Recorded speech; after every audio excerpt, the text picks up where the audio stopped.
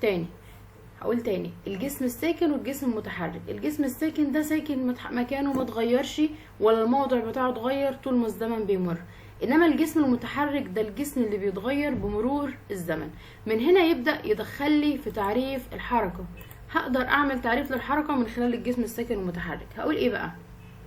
حركة هي ايه؟ تقدر تقول معايا؟ ها، ايوه، بالنسبة لمين اهم حاجة؟ برافو عليك، بمرور مين؟ الزمن. يبقى الحركة تغير موضع جسم، طبعا بمرور الزمن، يعني الزمن ده عمره ما يقف، خلاص هو الزمن معانا على طول. جسم ساكن، جسم متحرك، ايا كان هو الزمن بيمر وبيتغير عادي جدا. بس لازم اقول الحتة دي، لو ما قلتهاش يبقى انا كلامي غلط، لان انا لازم يبقى عندي جسم تاني ساكن احدد بيه اذا كان الجسم بيتحرك ولا لا. وهقول لك دلوقتي مثال وانت هتفهمه اكتر. بالنسبة لجسم اخر ثابت. حلو، علشان ندرس الحركة محتاجين كام حاجة كده هندرس بيها. دراسة الحركة عندنا حاجتين اتنين هندرس بهم حركة. عندنا السرعة وعندنا العجلة.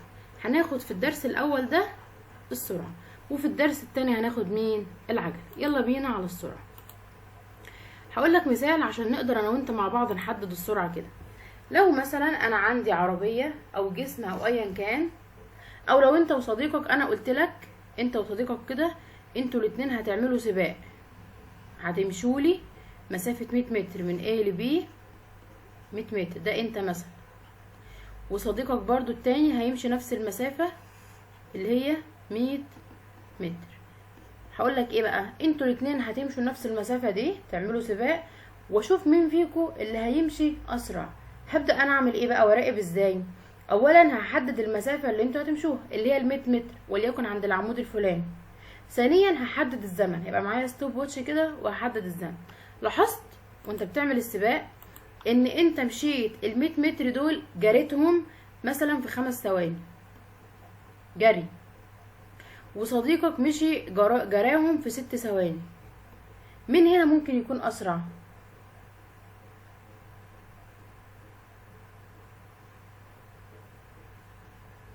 برافو عليك، اللي خد زمن اقل، صح كده؟ خد بالك احنا مثبتين المسافه، يبقى ادي اول عامل معايا هيأثر على السرعه اللي انا بدرسها دي. اول عامل معايا هقول ايه؟ الزمن. ها، الاقل ولا الاكبر؟ الزمن الاقل، سرعته ايه؟ ها، اكبر. طب بذمتك دي علاقه طرديه ولا عكسيه؟ عكسيه، برافو عليك. خد بالك ده احنا هنطلع قانون من الشرح، احنا اللي هنعمل القانون. دي اول حاجه. طب خليني بقى اخدها بطريقه مختلفه شويه. انا قلت لك ايه انت وزميلك؟ قلت لكم انتوا الاتنين معاكوا بالظبط 5 ثواني، وهتمشوا في ال5 ثواني دول، وهشوف مين فيكم، ايه ده، استنى ماشي الظهر ده، واشوف مين فيكم اللي هيمشي اسرع. تاني، انا المره دي ثبت الزمن، يبقى انا هنا كنت مثبت الايه؟ المسافه، يعني مسافه واحده. المره دي هثبت الزمن، هديكوا رينج معين، هقول لك انت وصديقك هتمشوا لي في 5 ثواني، واشوف كل واحد يقدر يمشي كام في ال5 ثواني دول. لقيتك انت مشيت 50 متر وهو مشي 100 متر، مين اللي هيبقى هنا اسرع؟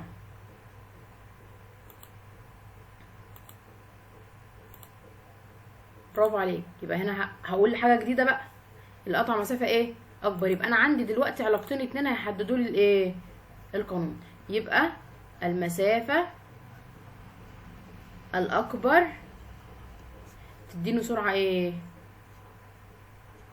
سرعه اكبر. حلو، يلا بينا نطلع القانون. يبقى انا اقدر اقول له ان السرعه، خلاص بقى انا عارف العلاقات العكسيه والطرديه من السنه اللي فاتت، بما ان هي علاقه طرديه مع المسافه اهي، علاقه طرديه مع المسافه، يبقى المسافه فوق. عشان بص كده، السرعه والمسافه بينهم يساوي، والاتنين على نفس الخط، يعني الاتنين بسط، يبقى طرديه. يعني ايه طرديه؟ يعني اللي بيحصل في المسافه هو نفسه اللي بيحصل في السرعه بالظبط. حلو. طيب دلوقتي في علاقه، الزمن عكس السرعه، علاقه عكسيه كنا دارسين برضو من قبل كده، والرياضه كمان كانت بتدينا الحاجات دي، ان ما يبقى في حاجه بسط وحاجة الناحية التانية قصادها مقام، يبقى علاقة عكسية وانت مغمض عينك، يبقى السرعة بتساوي المسافة على الزمن. ده القانون بتاع السرعة واللي هنشتغل عليه دلوقتي. فهمتوا كده؟ يلا بينا بقى ندرس القانون، بس قبل ما ندخل على المسائل تعالى ندرس العلاقات الأول واحدة واحدة بكل الحالات بتاعتها، ونشتغل على مثلث القوانين عشان تفهموا أكتر. ايه مثلث القوانين ده؟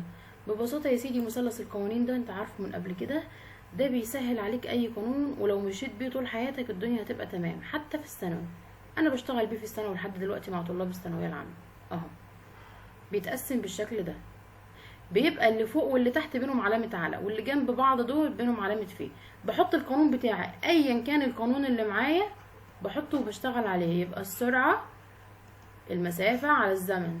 حلو، تعالى نعمل لها شويه اختصارات حلوه كده هتساعدنا. هقول ان السرعه عين والمسافه فاء والزمن زين، يبقى فاء عين بتساوي فاء على زين. تعالى نظبطهم بقى، اللي جنب بعض في ضرب واللي فوق بعض على. ما دام انا عندي واحده فوق في البسط اهي وواحده في المقام، يبقى احط اللي في البسط فوق اهي ف فوق وزين تحت، واحط عين جنبها كده. ممكن ابدل العين والزين عادي جدا. طيب انا دلوقتي عايز اطلع بقيه المفاهيم دي، انا ما طلعتش غير قانون السرعه، وليكن انا عايزه اطلع بقى قانون المسافه. هعمل كده فاء واروح جاري على المثلث من غير ما احفظ، انا مش هحفظ حاجه، احنا هنحفظ القانون الاساسي اللي هو السرعه على المسافه على الزمن. انت عايز المسافه، حط ايدك على المسافه خبيها في المثلث، وخد اللي باقي من المثلث. اللي باقي من المثلث عين في زين، مش عين وبينها علامه في وبعدين زين، ادي قانون المسافه. طيب لو انا عايز الزمن، حط ايدك على الزمن خبيه وخد اللي باقي من المثلث، يبقى ايه بقى؟ قول لي الزين الزمن هيساوي ايه؟ حلو، برافو، المسافة على السرعة. ومن هنا هنبدأ نحل مسائلنا بالطريقة دي. خد مسألة كده الأول مبدئيا قبل ما ندخل في العلاقات اللي بينهم. جسم يتحرك بسرعة 2 متر على الثانية، لسه هناخد وحدة القياس كمان دلوقتي، في زمن قدره 5 ثانية. احسب المسافة. الأول قبل ما أقولك قبل ما نحسب مسافة، تعالى نروح لوحدة القياس كده بالراحة. عايزين نطلع وحدة القياس، ما ينفعش اشتغل على أي حاجة غير لما أطلع وحدة القياس بتاعتي. أنا عندي السرعة بقسم مسافة على زمن. حلو، المسافة دي ممكن تتقاس بإيه؟ بالمتر صح؟ والزمن بالثانية. طب أنا ليه خدت المتر مع الثانية؟ اشمعنى؟ لأن هما أصغر وحدتين يمشوا مع بعض. يعني أنت ممكن وأنت بتجري كده هتمشي مترات في الثانية، هل ينفع إن أنا أحسب كيلو مترات في الثانية؟ طبعا مفيش حد بيتحرك كده غير سرعة الضوء اللي خدتها السنة اللي فاتت. ليه؟ مفيش أي جسم على سطح الأرض هيمشي كيلو متر كامل اللي هو 1000 متر ده في ثانية واحدة، مفيش. يبقى أنا هيمشي معايا المتر على الثانية أو الكيلو متر على الساعة. يبقى أنا لو بتكلم عن حركة عربية، حركة قطار، حركة مترو، الحاجات اللي بتمشي مسافات كبيرة قوي دي، ما ينفعش اخد متر على الثانية، لا ده ناخد كيلو متر على الايه؟ على الساعة. انما المتر على الثانية دي باخدها مع الاجسام اللي بتمشي حركات صغيرة، ممكن مع حركتنا احنا واحنا ماشيين. مع العلم ان احنا ممكن نقدر نحول الكيلو متر على الساعة للمتر على الثانية، ودي اللي هناخدها في الصفحة اللي جاية بتاعة قاعدة التحويلات. تعالى كده نحل المسألة ونشوف. يلا، هو عايز المسافة، يلا قانون المسافة بقى بيقول ايه؟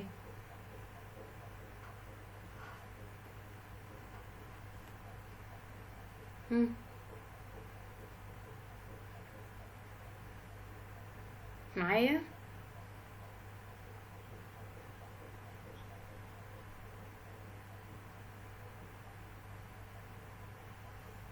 لازم تحط القانون الاول عشان مسألتك تتحل صح. القانون ده عليه درجة، يعني عين، ايوه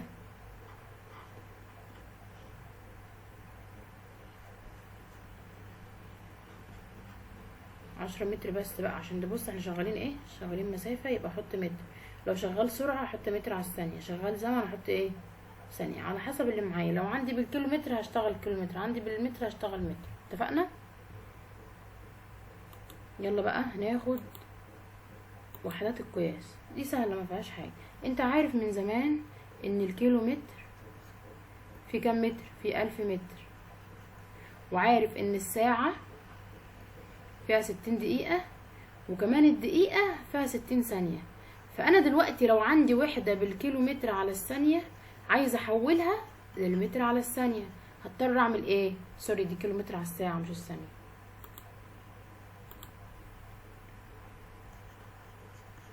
كيلومتر لكل ساعة. هعمل ايه؟ هحول بالشكل ده. انا خد بالك انا عايزة احول الكيلومتر الكبيرة دي والساعة الكبيرة دي للمتر والايه والثانية الصغيرين. قاعدة كنا بناخدها دايما في الرياضيات من واحنا صغيرين، من الكبير للصغير اضرب، من الصغير للكبير اقسم. انا دلوقتي عايزة احول من الكيلومتر الكبيرة دي للمتر الصغير، يبقى انا هضرب. فانا هعمل ايه؟ هضرب فوق في 1000 عشان احول، بص، من كيلومتر لمتر، واضرب تحت في 60 مرتين عشان احول ايه؟ هحول الاول من ساعة لدقيقة وبعد كده من دقيقة لثانية. فالعلماء قالوا لنا ايه؟ احنا اختصرناها بطريقة حلوة، بدل ما تعمل كل التعب ده عندك حاجة اسمها 5/18 وهي دي اختصار الموضوع ده. لو عملت دول على الآلة 1060 و60 هيطلع لك 5/18. يبقى انت بقى ايه اللي معانا خالص اللي هنمشي عليه على طول؟ من الكيلومتر للساعة لو عايز تحولها للمتر على الثانية هتعمل ايه؟ هتضرب في 5/18. طب لو عايز العكس، يعني لو عندك متر على الثانية الصغيرة هتقسم على 5/18. واحنا هنحفظ المقدار ده وكل ما نحل هنلاقيها هتحفظه لوحدك كده، ماشي؟ ببساطة. يبقى انا لو عايزة احول من الوحدة الكبيرة اللي هي كيلومتر في الساعة للوحدة الصغيرة اللي هي متر في الثانية هضرب في 5/18 دي. لو العكس هقسم. تعالى بقى ندخل في العلاقات اللي بينهم الطردية والعكسية وبعد كده نبقى نحل مسائل. بس ركز معايا قوي في الجزئيه دي لانها مهمه. اللي احنا قلنا دلوقتي ان السرعه بتساوي المسافه على الزمن، وعارفين مع بعض ان العلاقه اللي بين السرعه والمسافه علاقه ايه؟ طرديه ولا عكسيه؟ طرديه. لا طرديه. يعني ايه؟ بص، اول ما تشوف بينهم علامه يساوي كده والاتنين فوق قصاد بعض يبقى طرديه وانت مغمض عين. انما بص بينهم علامه يساوي، واحده فوق في البسط وواحده تحت في المقام، يبقى ايه؟ عكسيه. ماشي؟ ودي طرديه. احنا هنشتغل بقى على ده عشان اكتر اسئله هتجيلك على الحته دي. يقول لك ايه؟ ماذا يحدث للسرعه لو المسافه زادت للضعف؟ السرعه يحصل لها ايه؟ ندور على العلاقه اللي بينهم، علاقه ايه؟ طرديه. يحصل ايه للسرعه بقى؟ هتزيد زيها بالظبط، هتزيد للضعف زيها بنفس الايه؟ المقدار. طب حلو، واحده كمان. يحصل ايه للسرعه دي لو الزمن ده قل؟ خد بالك، قل للنصف. يحصل ايه للسرعه؟ برافو عليك، عشان علاقه عكسيه يبقى انا هقول عكس الكلام بالظبط. هقول تزداد، بس تزداد ايه بقى؟ لكام؟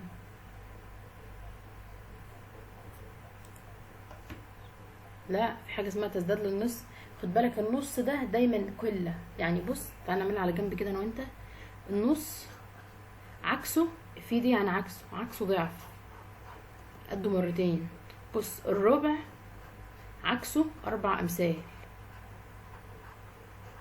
الخمس عكسه 5 أمثال.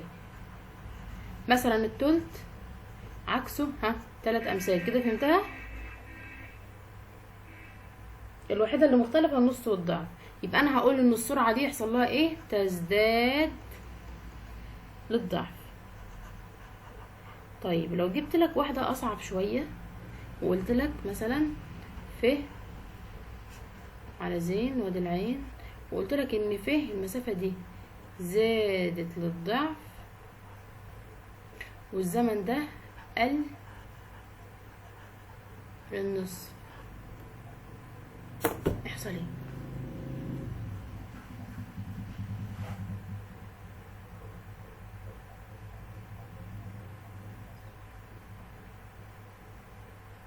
ماشي، ايوه برافو عليك. خدها واحده واحده. خدها الاول مع المسافه لوحدها، يبقى السرعه مع المسافه اول مره زادت للضعف، يبقى نعمل كده زادت مره للضعف.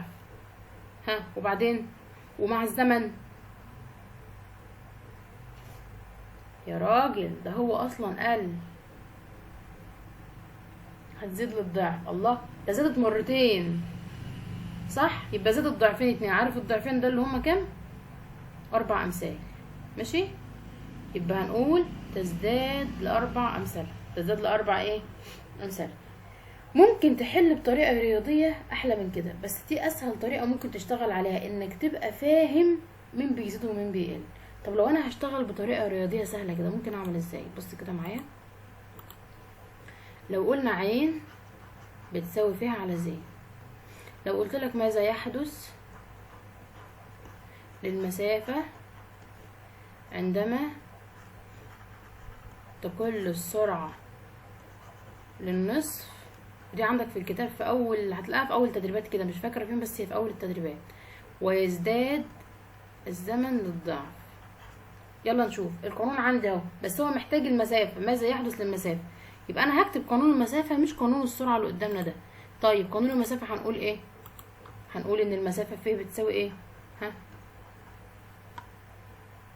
حلو، عين في زين، وعوض بالحاجات القيم اللي هو مديها لي دي. انا هشتغل رياضة بقى المرة دي.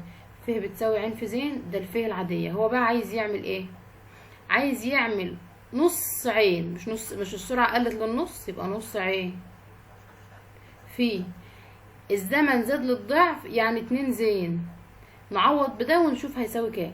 النص ده لما يتضرب في الاتنين هيديني ايه؟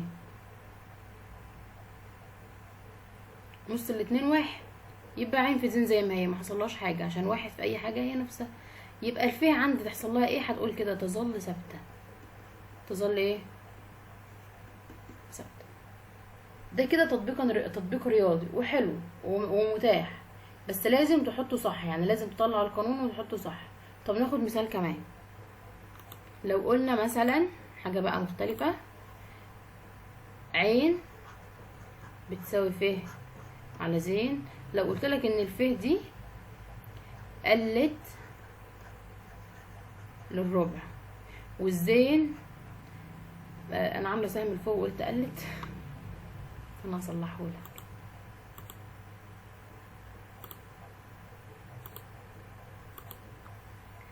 دي قلت لتحت، وده كمان قل زيها، وبرضو للربع نفس المقدار. يلا نشوف يحصل ايه للسرعه. هتعمل كل واحده منفصله، مره مع الف ومره مع الزين.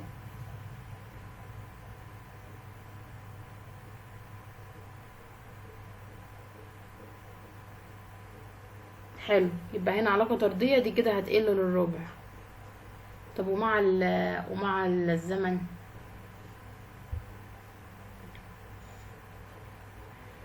حلو، تزداد 4 امثال. الله، ده التغييرين عكس بعض صح؟ يعني الشوية اللي هي قلتهم مع المسافة رجعت زادتهم تاني مع الزمن. ها، يبقى حصل لها ايه؟ تظل ثابتة. يبقى هنقول ايه؟ ها، تظل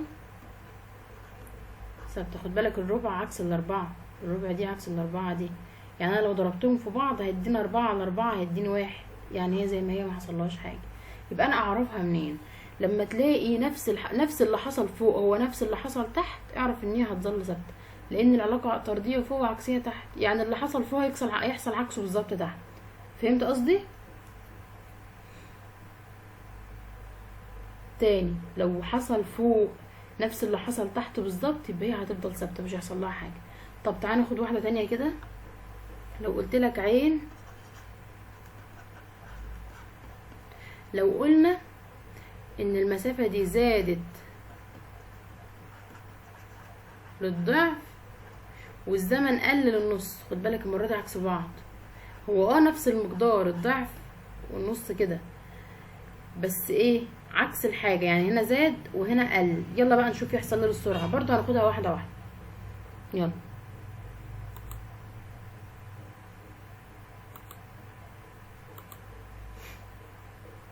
خدها مرة مع الفاء لوحدها ومرة مع الزين لوحدها. مع الفاء يحصل ايه؟ مع الفاء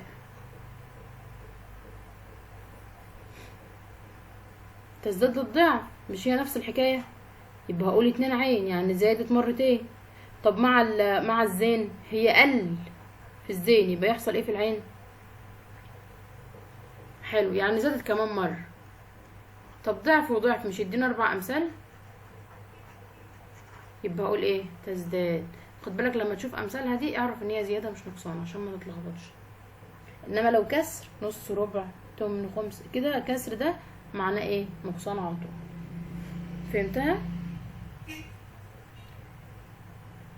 يبقى انا هستنتج ان العلاقة دي علشان اتكلم عنها ممكن يعمل التغير فيهم الاتنين في المسافة مثلا وفي الزمن، وممكن يثبت واحد ويشتغل على التاني. واسهل واحدة فيهم هتجيلك انه لما يثبت واحد، يعني مثلا يثبت الزمن ما يقولش حصل فيه حاجة، ويقول لك المسافة زادت للضعف، فده هتكون سهلة بقى تقول العين زادت للضعف زيها وخلاص.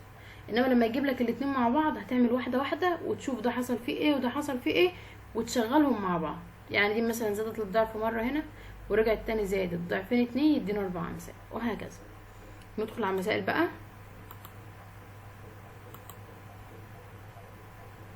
بس في حاجة عايزة اقولك عليها الاول قبل المسائل. عارف عداد السرعة اللي في العربية؟ طبعا ده يعني كانت تكنولوجي مهمة جدا ان هم يحطوها في السيارات والقطارات والمترو علشان خاطر يقيسوا السرعة بطريقة مباشرة من غير ما يقيسوا المسافة والزمن. هل انا مثلا لو ماشي بالعربية وعايز احسب سرعتي هفضل اقيس المسافة اللي انا بمشيها واقيس الزمن واقسمهم على بعض واطلع السرعة؟ قالك لا، احنا هنعمل لك جهاز في العربية هيقيس لك السرعة بايه؟ ببساطة كده. يبقى ده بيعمل ايه؟ ده بيقيس السرعة بطريقة مباشرة مع نفسه كده. يبقى لو قلت لك علل، ده بيجي عليه سؤال علل مهم قوي. علل ده اهمية وجود عداد السرعة في السيارة والطيارة والمترو والكلام ده. هنقول كده لانه يستخدم في معرفة مقدار السرعة مباشرة من غير اي لف ودوران ولا نقيس ولا نعمل. ماشي، يلا ناخد مثال. ناخد بقى مثال. انت معاك كتاب الامتحان مش كده؟ ايه ده، انت جايب الاضواء بس جايبه جديد يعني؟ مفيش مشكله، ما تجيبش الامتحان، هبعت لك كتاب الامتحان PDF. احنا طبعا بنذاكر من الاضواء عادي، بس لما تيجي نحل مع بعض الاسئله هنحل الاسئله في كتاب الامتحان. ماشي. كتاب الاضواء انا بستخدمه برضو بس مش دلوقتي، بستخدمه في المراجعه. يعني انا بشتغل في الشرح من كتاب الاضواء، وفي المراجعه كتاب الشاطر، سوري، في الشرح كتاب الامتحان، وفي المراجعه كتاب الشاطر وكتاب الاضواء، فهنحتاجه فذاكر منه عادي. هبعت لك بقى كتاب الامتحان PDF لما نيجي نحل تدريبات، عشان خاطر المجموعه اللي معاك معاهم كلهم كتاب الامتحان اللي انت هتدخل فيها، يعني نبقى نشتغل من ايه، من PDF اللي هبعته لك. يبقى احنا كده واقفين عند انواع السرعه، هناخدها المره اللي جايه. تعالى بقى ناخد مساله. لو قلنا سياره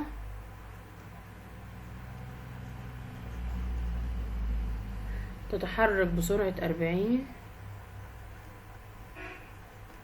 متر لكل ثانيه، ما الزمن الذي تستغرقه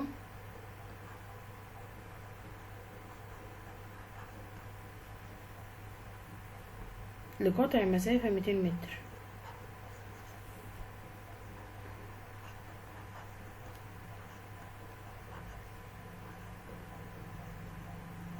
يلا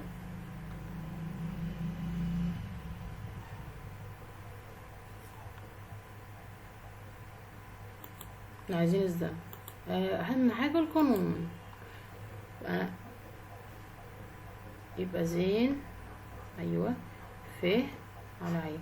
بص بقى، وانت اي مسألة تجيلك طلع المعطيات على جنب كده. يعني ايه؟ يعني انا لقيت عندي سرعة يبقى رايح على جنب كده كاتبها عشان اعرف انا عايز ايه، عشان ما اتلخبطش. ان المسألة ممكن ما تكونش بالسهولة دي، ممكن تبقى فيها كلام كتير وتتلخبط، فتطلع المعطيات. يبقى احط كده على جنب 40 متر على الثانية، ويديني مسافة كمان احطها على جنب 200 متر، وابدأ بقى اعوض في القانون اللي عندي. واهم حاجة القانون ووحدة القياس، اوعى تنساهم. يبقى اقول له الفيه بكام بقى؟ ايوه، على 40 متر على الثانية. حلو. صفر هيطير مع الصفر، 20 على 4 فعلى 5، يبقى 5 ايه بقى وحدة القياس؟ حلو، 5 ثانية. فهمتها؟ طب ناخد واحدة كمان، بس دي بقى ايه، ركز فيها شوية. لو قلنا استغرق احد التلاميذ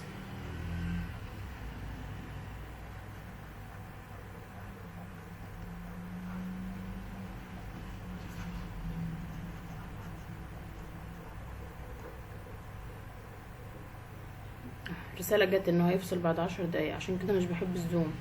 يبقى فكرني صح، عندك تيمز او ميت؟ طب انا هبعت لك اللينك بتاعه تنزله وهنشتغل عليه، ماشي؟ هبعت لك الاثنين، واللي تعرف تنزله فيهم واللي يشتغل معاك هنشتغل عليه، عشان الزوم ده بيقرفنا بقى، ما بنعرفش نشتغل، كل شويه يفصل، ولما يفصل دلوقتي عشان ندخل تاني هيقعدنا 10 دقايق ولا حاجه. للانتقال من منزلي انا ما بشتغلش عليه والله، بس النهارده دخلت عليه عشان انت اول حصه ليك، فانا قلت اكيد مش عارف غير الزوم. الى المدرسه متحركا بسرعه 5 متر لكل ثانيه. عايز المسافه، اوجد المسافه بين المنزل والمدرسة، وكمان عايزها ايه يعني، كمان بيرخم، عايزها بالكيلومتر. بين المنزل والمدرسة بوحدة كيلومتر. اول حاجة تعملها انك تطلع المعطيات عشان ما تتلخبطش. يلا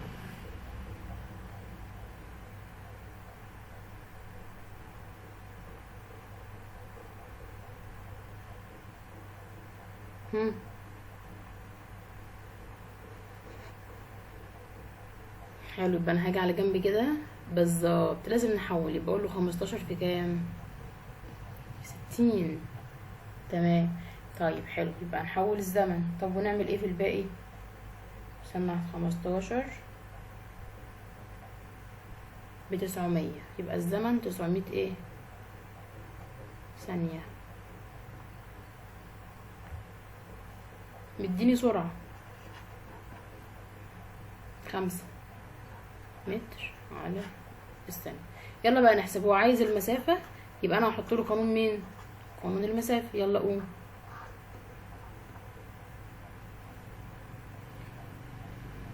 ايوه ايوه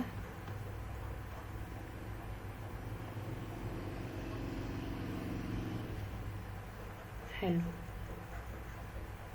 ب4500 متر. خد بالك بقى، ده هو عايزها بالكيلو متر، يبقى انا هضطر احول بقى، اخد دي اعمل فيها ايه؟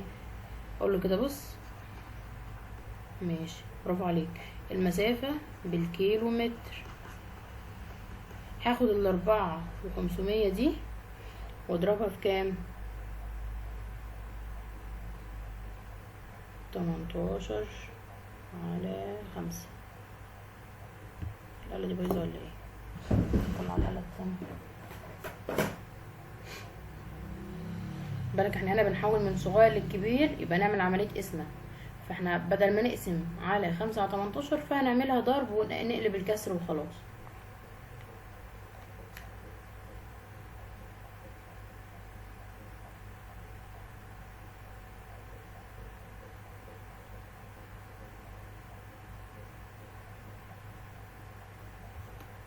مية 62 كيلو متر.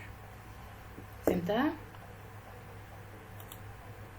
طيب ناخد مثال اخر.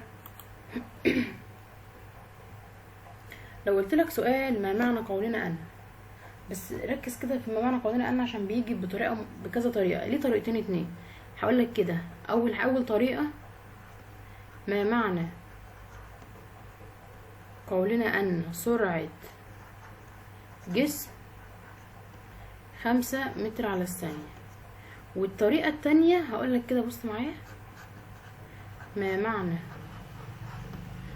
قولنا ان جسم يقطع مسافة 10 متر في زمن 2 ثانية. كل واحد فيهم له حل مختلف عن التاني. في الاولاني لو لاحظت هو جايب لك عدد واحد بس، مش جايب لك عددين، صح؟ يبقى انا لما الاقيه جايب عدد واحد كده، يبقى انا هشتغل على تعريف السرعة. يبقى اقول له اي ان المسافة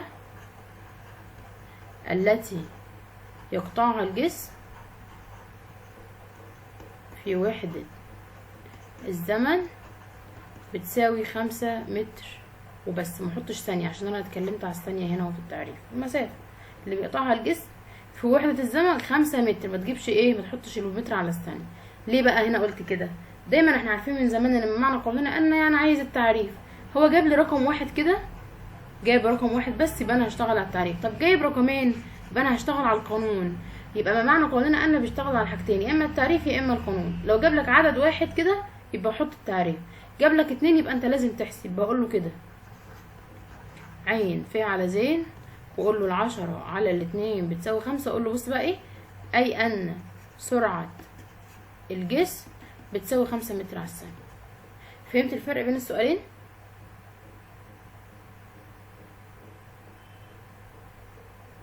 تمام. طب نراجع كده على التعريفات اللي معانا الجسم الساكن هو الجسم الذي لا يتغير موضعه بمرور الزمن، والجسم المتحرك الجسم اللي بيتغير. ومعانا تعريف السرعة بتساوي ايه او هي ايه؟ ممكن اقول المعدل الزمني للتغير في المسافة. يعني ايه المعدل الزمني؟ يعني حاجة كده اسمها الدلتا زين. معدل الزمني دلتا زين، لما بمسافة بتتغير وانا ماشي على الطريق والزمن معايا، فانا بجيب ايه، بقسم المسافة دي على الزمن ده فيدينا السرعة، او المسافة المقطوعة خلال وحدة الزمن، وخلاص زي ما خدناه. طيب ناخد سؤال كمان، قارن بين، تبقى مسألة برضو، بالك في مسائل كتير هنحلها كلها ان شاء الله. قارن بين قطار يقطع مسافة 72 كيلو متر في الساعة، يعني دي سرعة، وسيارة تقطع مسافة 30 متر في الثانية. قارن من حيث السرعة. طيب سهل، ما احنا خلاص السرعة واضحة قدامي اهي. سرعة القطار كام اهي؟ 72 كيلو متر في الساعة، يعني هي 72 السرعة عشان هي الساعة، يعني دي الوحدة العادية. احط كده كيلو متر لكل ساعة. طيب سرعة السيارة كام؟ حلو. وانا ينفع اقارن بقى وهما مختلفين في وحدة القياس؟ حلو، برافو عليك. حول مثلا دي، نحولها كده نخليها ايه، هنضرب 72 ها في كام؟ ماشي،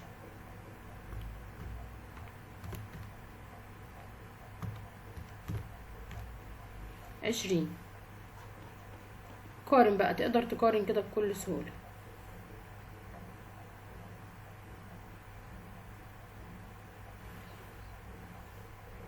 ايوه، يبقى اقول له السيارة، برافو عليك، السيارة تقطع مسافة اكبر من القطار. تعالى بقى نيجي نحل شوية في الكتاب. كده خدنا اول جزء من الدرس، هنحل اسئلة عليه. ايه الاعلانات دي كلها؟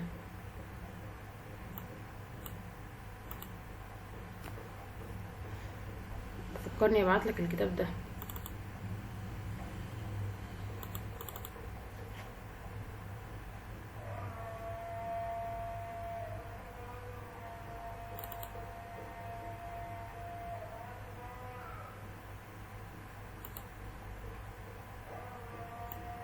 انا بس هفتحه وهبعتلك وهفتح لك شير عشان تشوف.